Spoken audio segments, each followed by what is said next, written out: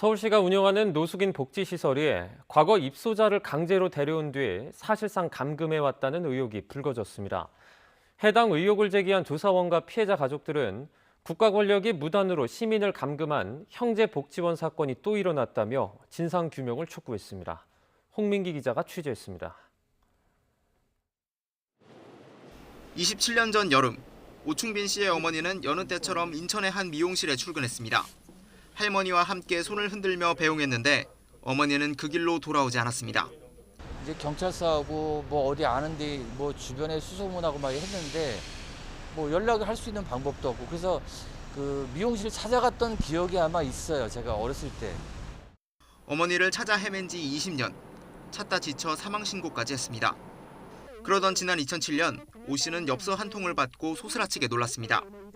서울시가 운영하는 노숙인 복지시설인 영보자애원에 어머니가 있으니 데려가라는 겁니다. 하지만 다시 만난 어머니에게서 옛날 건강했던 모습은 찾아볼 수 없었습니다. 아들 하나 있는데 25년 만에 만든 표정이 정말 무표정이고 아무 표정이 없었어요. 결국 이제 찾아 돌아왔는데 3년 만에 돌아가셨어요. 그로부터 10년 뒤인 2017년 서울시의 노숙인 시설 인권 실태 조사에 민간 조사원으로 참여한 박병섭 씨.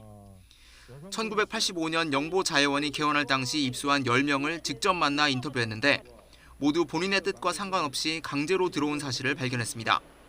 다 자의가 아니고 뭐 명확하게 표현 못 하더라도 하여간 잘 모르겠다. 그러나 내 발로 온 건 아니다. 이제 이런 거고요. 그래서 아까 말씀드린 제일 충격적이었던 건 이분들이 아무 불황인이 아니었다는 거예요. 당시 면담에 응한 입소자 91명 가운데 자진해서 입소했다고 응답한 사람은 12%에 불과했고 88%는 경찰이나 공무원에 의해 강제로 들어왔거나 입소 경위를 기억하지 못했습니다.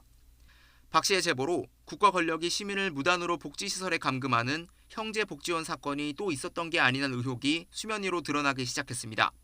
시설 측도 과거의 잘못을 인정했습니다.